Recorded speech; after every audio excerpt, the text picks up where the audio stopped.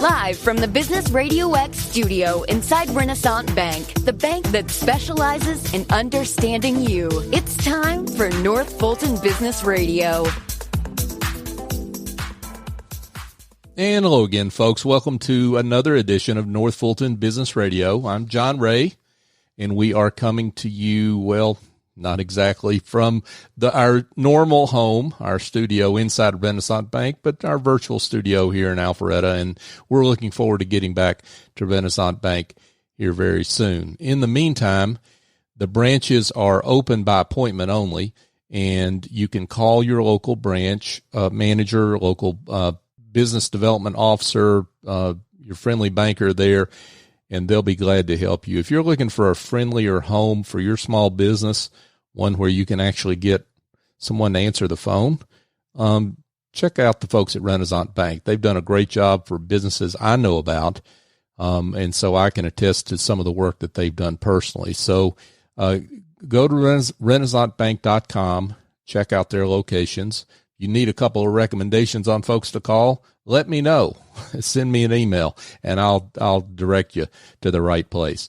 renaissancebank.com is the place to go. Renaissance Bank, understanding you, member FDIC.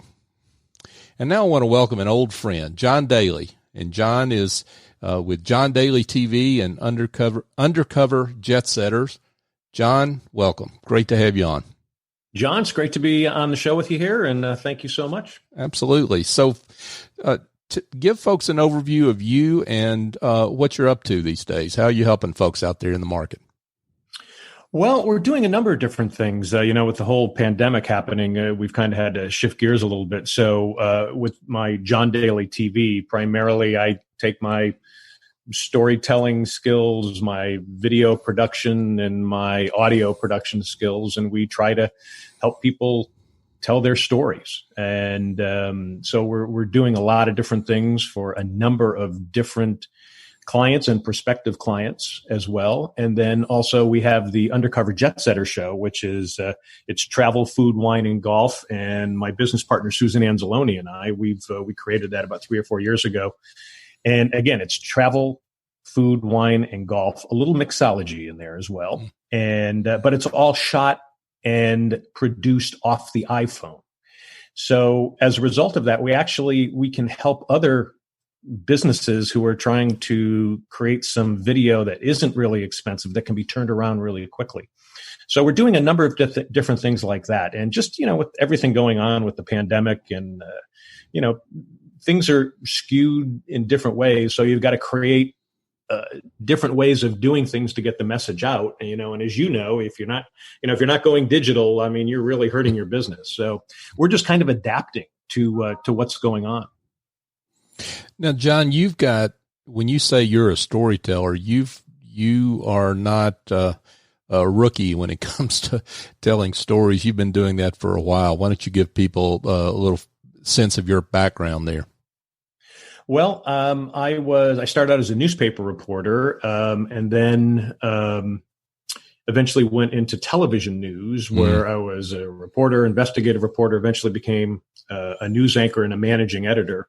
And then from there, I ended up being with a show called Real TV, which was one of the first reality shows. It was the first all-video news magazine show. And what we did is, if people remember the show, this is back in the late 90s, early 2000s, was that camcorders were getting really hot. And so we literally created a show where 50% of the videos came from the audience. And it was a hit. So, we were averaging about 3 million viewers a night in syndication Monday through Friday. So I was kind of considered a pioneer with all the other people I worked with on the show. And then the Undercover Jetsetter came along, and we literally pioneered how to create a TV show off the iPhone. So the other part of my background is I went to Providence College. I was a literature major. And tying into that, once I was in the Hollywood area, I actually did a little bit of screenwriting. So I took my literature background and learning about story structure. And what a lot of people don't realize is that story structure is probably the key to whether you're seeing a movie or a television show. And John, you don't want to go to the movies with me, because if you go to the movies with me, I will literally analyze that movie based on story structure, and you'll be like, okay, can I just enjoy it? And it's right. like, if the story, if a movie or either a film or even a book, if they fail because they don't have good story structure. So you don't have the protagonist versus the antagonist. The protagonist has got to fight the antagonist. He's got to be the hero, and he's got to fight for something, and he has to go through it, and he needs a guide to help him along. And then he creates either a victory or a lesson. And that's how you get that. And you need protagonist versus antagonist. And so it's the same thing in marketing. So what I try to do, and in fact, I listened to one of your interviews with Bonnie Malden about a week or so ago, and she talked about, it was a great interview, and she talked about this. And she says, it's all about your client's story. It's not about how great you are. It's about your client's story. So what we try to do is we try to create so that the client is the hero in the story. And we are going along on their journey and helping them, which in turn, what the client's going to do is the client's going to help their client be the hero of the story. So we kind of work on it that way. So instead of me saying, wow, look at how great I am, I've done all this stuff, I'm on TV news and I've done this and all, it's not that. It's about your client. And once you start understanding that, that's when you start getting people to understand, and you're really helping your clients. Yeah, that's so important, and that it's counterintuitive for a lot of folks to think that marketing is really about the other person. It's not about what their features and benefits are, because people tune out on that. But we're wired for stories, and I think that your talents make you wired for helping businesses. Well, that's what we're hoping, and we're beginning to get through. And I think it's easy to do. I shouldn't say it's easy to do, but in this new pandemic world that we're dealing with, is that you've got to reach out and you've got to literally tell your customers, it's not just why you need to be with me, but it's like, I understand you, I get what you're going through, and especially on the business to business side. So it's me telling that company that I'd like to work with, I'm going to make you a hero, but it's also, I'm going to make you a hero because you're going to make your customers the hero. Now, John, you have been through a lot of different technology changes in media, and you've done a great job at experimenting and trying different things. And, when you run experiments, some work great, some work not so great, but you learn the whole way, and you're a source of a lot of great information, a lot of knowledge in that regard. Talk about what that looks like. I mean, you mentioned, video from your iPhone, but what you have gone through is more than just that. Well, a lot of the things that I try to do is, when we're talking to businesses, we try to say, okay, what is it you really need? So for instance, there are a lot of companies that really need kind of like big cinematic type videos. So we actually partner with we have a number of sources throughout the country, even the world, on, if I needed to go to, Chicago and somebody wanted me to come in and do a video for them, we can actually do that. I can get people in Chicago. It'll keep the money down, but at least, we know people around the country, and that's because of being on national television, being in news and in different markets. Sure. So we know that. But what we're really beginning to see is that a lot of companies on a lower level really need a lot of quick video. That's why the iPhone video is kind of cool, because you can turn things around. And if you're going to be nimble, especially on social media, I'll give you a great example. We do some work here with the Brunswick County Chamber of Commerce here on the coast in North Carolina, and they had this kids expo, and they had it scheduled for an outside event, and it was all these young kid entrepreneurs that were going to be showing off their stuff. and they had it outside, but we had a 3-day rain scheduled, and I mean a downpour. So they actually got a Office Depot to take the venue and put it inside in the Office Depot store. But they needed to turn that around in a day or two. So they literally brought me in, and I did a video. I did a video interviewing them about how it's changing. Here's the new venue. Here's what it's going to look like. And within 30 minutes, not only did I have a finished product for them, but they were able to put it out on social media. They were able to send it out on like an email blast. And as it turns out, they had great attendance, and really there wasn't a hitch. So you're beginning to see that, because things are just changing so dramatically now as to where social media is going, how it's, you can change it so that, you can send out a video so that when somebody is in that certain area code, or whatever the area is, that if they're searching for something, your video might pop up on their phone. The video you've created might pop up on their phone. So they go, oh, you know what? I'm looking for a Chinese restaurant. Oh my God, there's a video on this Chinese restaurant you just did. So it's just trying to be as nimble as possible. And, who knows what the technology is going to bring in the future. I mean, it's absolutely amazing right now. Mm-hmm. For sure. Folks, we're chatting here with John Daly, and John is with John Daly TV and Undercover Jetsetter.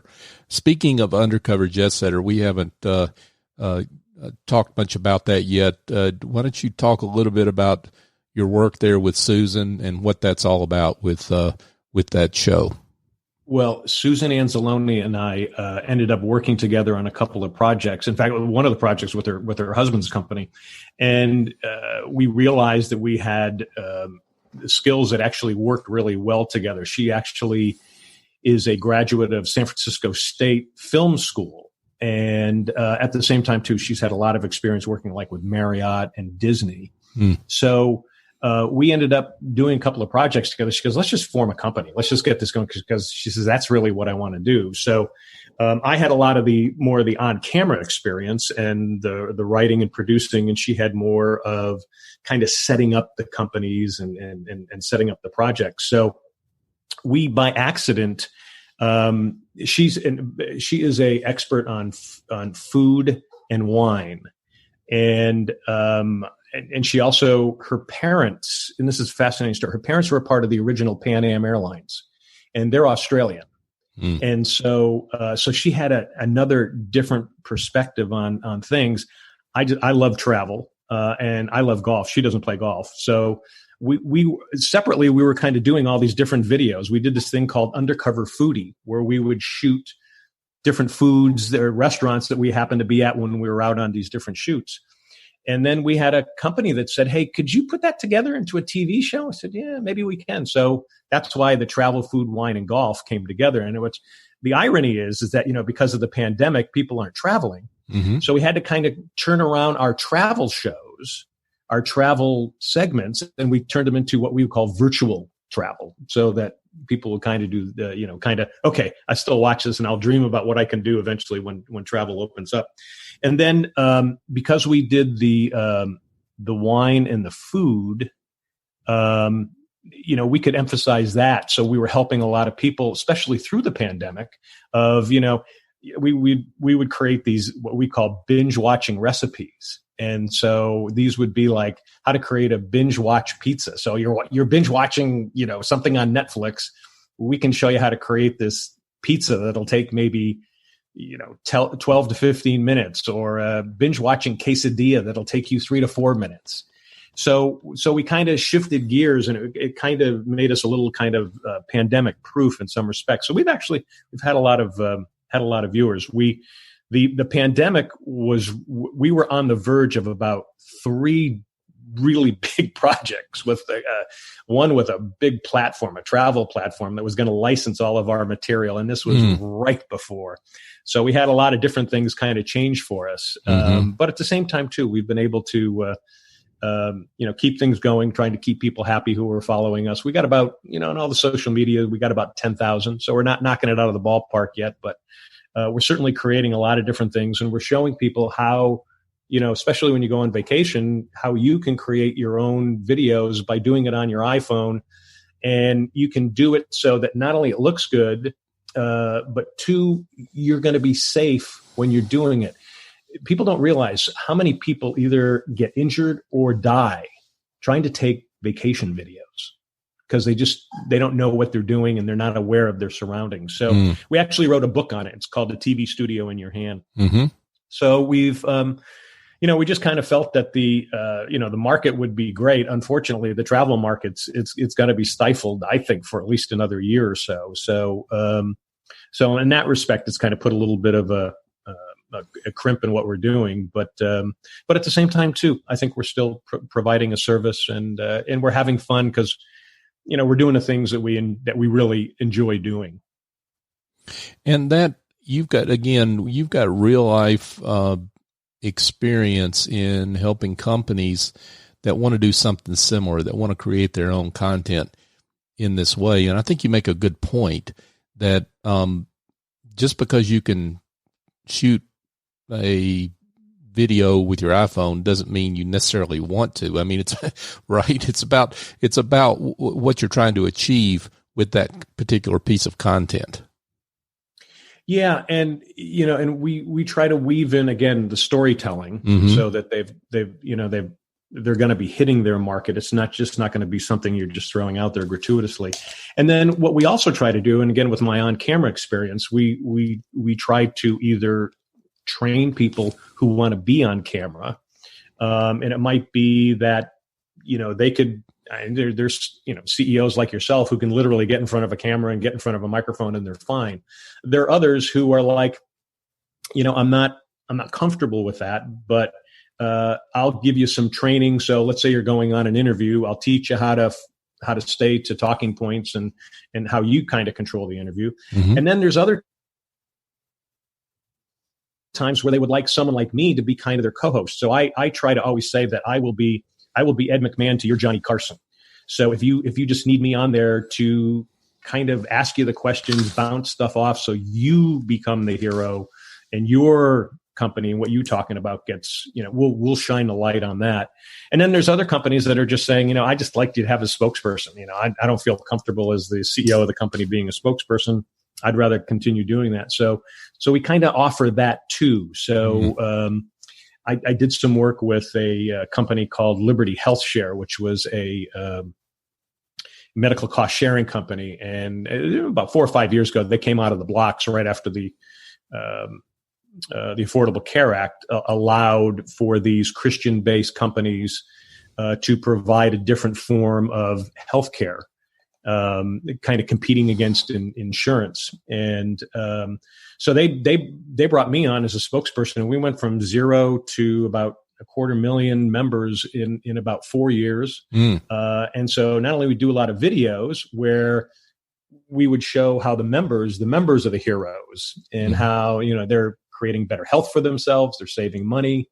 And then we also did a radio show. We did a weekly radio show with the owner and founder, Daly, where I was on every Saturday with him. And it was me anchoring the shows, but it was him not only with all the information, but with all the insight. And it gave him a chance. He didn't have to worry about doing the mechanisms of, hi, everybody, we're here. And just like what you're doing right now, John, you're explaining who's on, and then you're going to breaks and stuff like that. So, so we kind of offer that as well. And we just think, we got a pretty good array of things to offer different businesses for what they want to do. And then also for what the changing times are. Folks, we're speaking with John Daly, and he's with John Daly TV and Undercover Jetsetter. Now, John, let's shift gears a little bit and talk about your work you're still providing news, and you're trying to do it, unlike a lot of folks out there, you're trying to do it in a real even-handed way. So tell everyone a little bit more about what I'm getting to there. Well, if you go to, I've got a site called informnotinflame.com, and I don't know who it was, but somebody came up with that term. You know who that was? I don't remember. Some really uninformed person you were hanging around with. But I don't know about that. But it was, and you were really helpful to me. I wrote a book in 2005 called Truth, the No BS Guide to Navigating a Media Biased World. And you were the ones who actually kind of read it for me and kind of gave me some ideas. And then you said, hey, you should really call it Informed, Not Inflamed. And my wife was like, she goes, that is brilliant. And so I actually use it. So I do have informednotinflamed.com. So you can go to that and you can see some of the stuff I put on there. Yeah. I've moved a little bit more towards the social media. So I have, if you go to John Daly News on Facebook, you'll see my Facebook page. You'll also see on Twitter, I'm at John Daly TV. And so what I've tried to do is, even way back in early 2000s, using my news background, I tried to break down what media bias really is. And then I also try to teach people how to navigate through it, because there is bias out there, but the bias isn't as what we think the bias is really not the bias. And at the same time, too, we do have the ability as everyday people to really find out a lot of different truths. Yes, there are a lot of different organizations out there. And yes, there's different slants, there's different purposes, and again, they're going for different audiences. But I try to teach you a way that you can take 15 minutes a day and you can become super informed. And, for the most part, it's speed read, teach you how to speed read.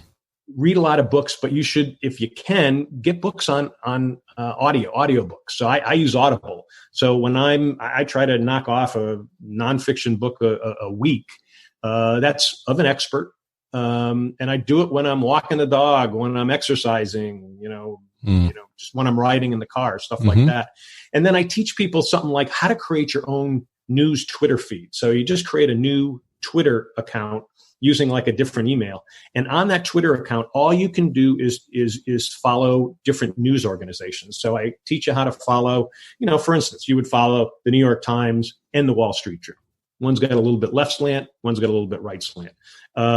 You'd follow maybe the Washington Post, then maybe you'd follow the National Review.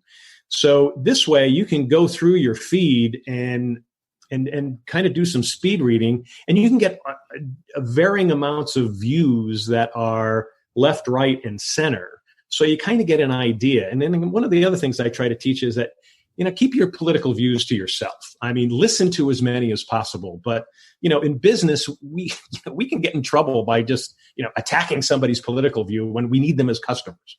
And you have to understand that people have different political views based on their experience, whether it be something happened to them or the way they were raised. And it's like, you got to respect them, even though some of them, sometimes don't make sense. Some of them are not based in fact.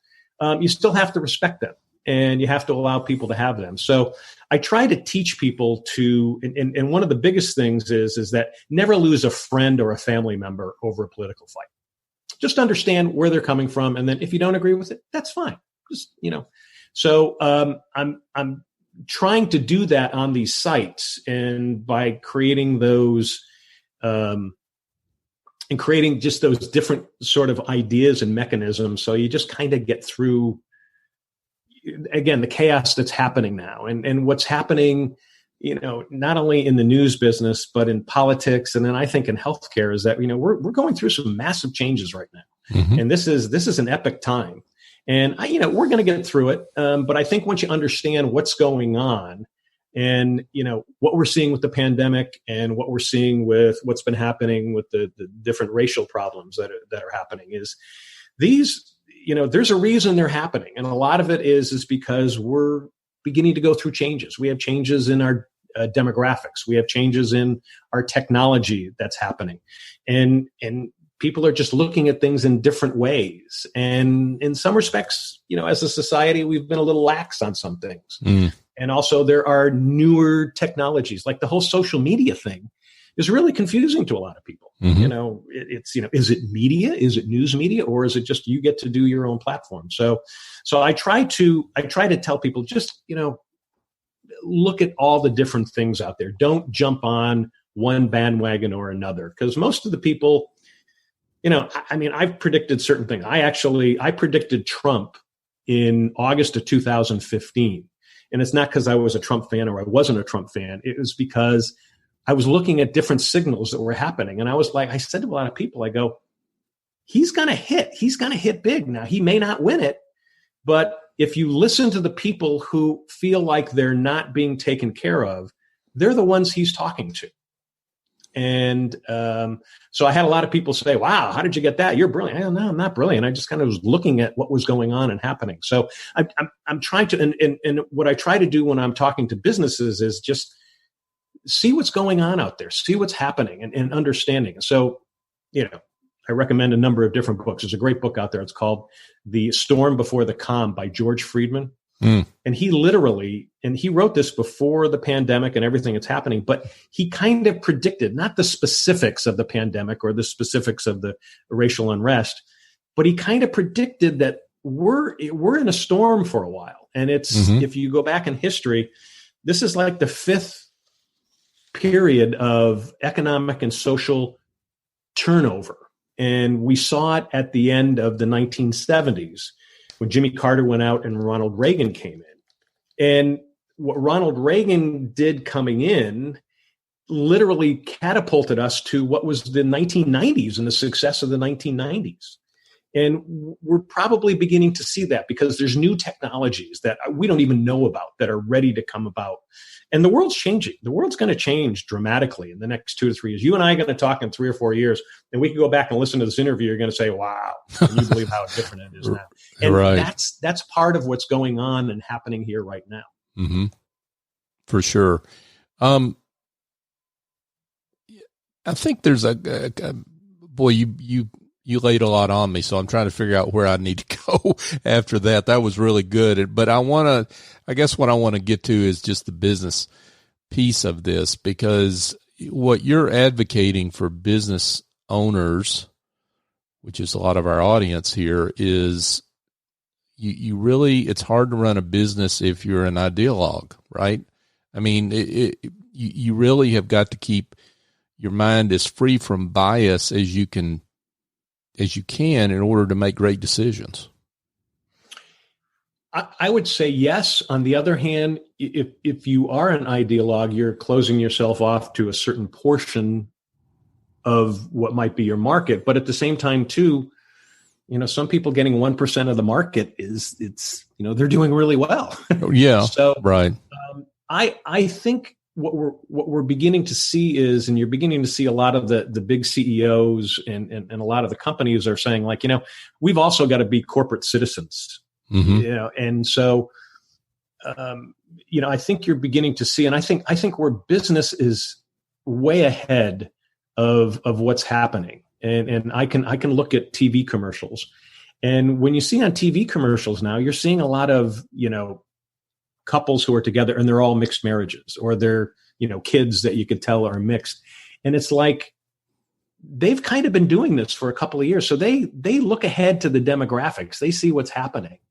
And so what I say to businesses is just, be nimble in your thinking and allow your audience, because again, go back to the hero thing, your audience is the hero, and, somebody's quest in life, their journey in life, that's important to them. And you've got to respect that. And then if you do, they're going to come to you. They're going to be part of your team, or they're going to be part of you helping your journey. So I try to tell people is that, in so many of the views today, whether they're ideologically on the left or on the right, it's going to swing away from them at some point. And not everybody's right. And we've always found that the people who can kind of in the middle compromise and talk and listen and say, I understand that. I understand where you're coming from. That's really where it's at. And the other thing is, you're going to have employees, and your employees are going to be diverse, and you got to make sure they live and work in a good environment for you. So yeah, I would say overall that's it. Have we become very polarized? We have. Is that going to change? I think it's beginning to change. I think you're beginning to see these things that are going on now, and it may take some years to do it, but yeah, I think to me it's be as informed as you can, and then, allow your customers to, have their lives, or try to help them create a good life. Folks, you're listening to John Daly, and he's with John Daly TV and Undercover Jetsetter. John, let's talk about, I guess, the type of businesses, corporations that you work with, because I want to make sure we're real clear on this. The folks that ought to reach out and call you and be in touch with you for some of the help that you can provide them. Talk about who some of your good fit clients are. I would say the best ones, some of them are startups. They are companies that are either cutting edge or becoming cutting edge, trying to make some changes because of the marketplace, or that they need, and this is really simplified, but, a company that just strictly relied on, retail walk-in business and realize they can't do that anymore. They really need, virtual, viral type connections to their customers. So, for instance, we're working with a company called MyMD Connect, and they provide companies and their employees with immediate and long-term care that you can do virtually, and it's part of your company's healthcare policy. So it's a B2B business, but they literally are trying to find, whether it would be self-insured companies or different brokers, insurance brokers that are looking to provide an alternative health insurance that would be not only health insurance, but would also be your doctors are right on call for you right there. And your doctor has all your information and it's protected. So we work with companies like that. Again, they're kind of cutting edge. They're kind of different. We work with another company also in healthcare. It's called Vigor Room. And they are a business-to-business health and wellness coaching platform. Again, they can be used by self-insured companies, hospital groups, doctors groups, and fitness facilities. And we've actually paired MyMD Connect with Vigor Room. So they're actually partnering together, and they're moving out to get new clients and to kind of change the healthcare industry. And what they're trying to do is they're trying to create preventative care, because they realize that 90% of what ails us as a country can be cured or controlled by lifestyle changes. That's diet, exercise, sleep, getting good sleep, making sure you have stress reduction. And so what they're trying to do is they're trying to create healthier people so that insurance and medical costs go down. And so in working with them, it's like, okay, I'm working with them because I believe in what they're talking about. So that's kind of the ones we're looking for. Mm-hmm. Again, because of Undercover Jetsetter, I work with the Charlotte, North Carolina Tourism Development. So we're looking for companies that would have something to do with, travel, food, wine, and golf that we can help, that we really understand, that we can help them get out there. I'm working with, and this is a really cool company that's just getting started. It's called News.tv. And it's a citizen journalist crowdsourced news and information site. And anyone can join for free and be a newscaster with their own channel. And they're bringing me in to train all these newscasters on how to create their segments quickly and efficiently, while also being newsworthy as well. So those are the type companies. And again, I work with another company called Sellworthy, which provides all, websites, digital. We can create TV shows for them. We can create the, podcasts just like what you're doing right here. Mm-hmm. Awesome. So I'm primarily looking for, if I had to choose an industry, it would be healthcare and travel or news related, because those are really my sweet spots.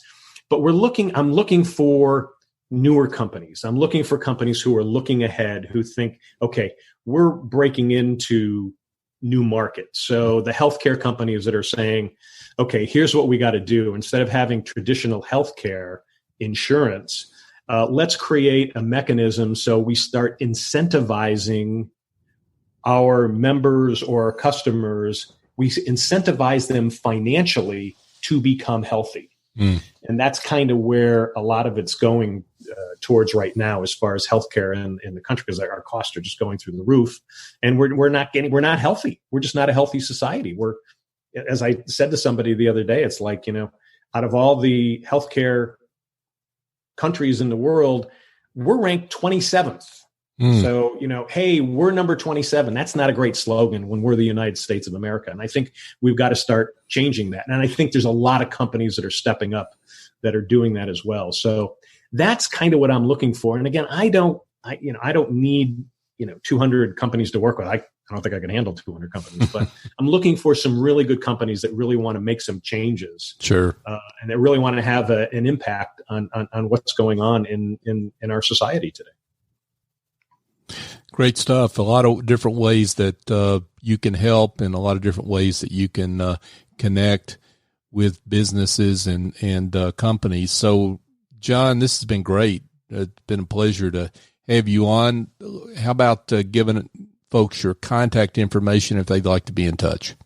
Sure, that'd be great. My the best email to get me it's real simple. It's info@johndaly.tv, and it's John Daly, just like the golfer. And it's JOHNDALY, 4 letters in John, 4 letters in Daly, .tv. If you go to .com, it's going to go to the golfer. But info@johndaly.tv. If you're interested, my cell phone number is 702-339-1314. That is a Las Vegas number. Again, 702-339-1314. It is a Las Vegas number, but I am on the East Coast now. Spent 20 years in Vegas, but we're here. So you can go take a look at that. And then just, check out any of my Facebook or Twitter sites. So it's, John Daly TV or @John Daly News. And you can definitely catch up with me there. And, any way I can help anybody, I'd certainly love to chit-chat. And if I can't help you, I'll get you in touch with somebody. This has been great. John, thanks so much for being with us. John, I appreciate it. Thank you. Absolutely.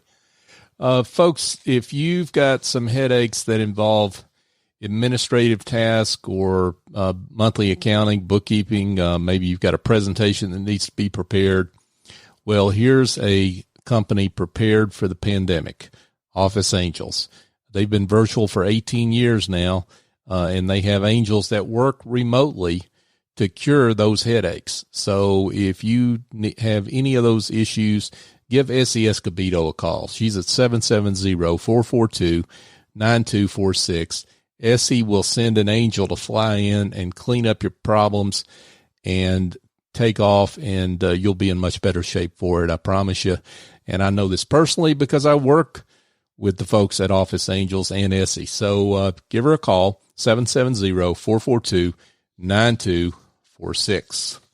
And just a reminder, you can find us on all the major podcast platforms, and we would love it whether you're on Apple, Google, Stitcher, TuneIn, iHeartRadio, Spotify, whatever your favorite podcast app is. We would love it if you'd give us a great review and help others find the show so we can get the good word out on great business leaders like John and others that we've had on this show over the last 4 years. We've had now over 500 guests over 4 years. So it's been great, but we want to continue to get the word out on the great work that they do. You can also go to northfultonbusinessradio.com and find our complete archive of shows there as well.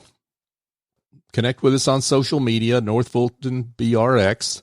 That's North Fulton BRX. LinkedIn, Facebook, Twitter. We're on all those platforms. So for my guest, John Daly, I'm John Ray. Join us next time here on North Fulton Business Radio.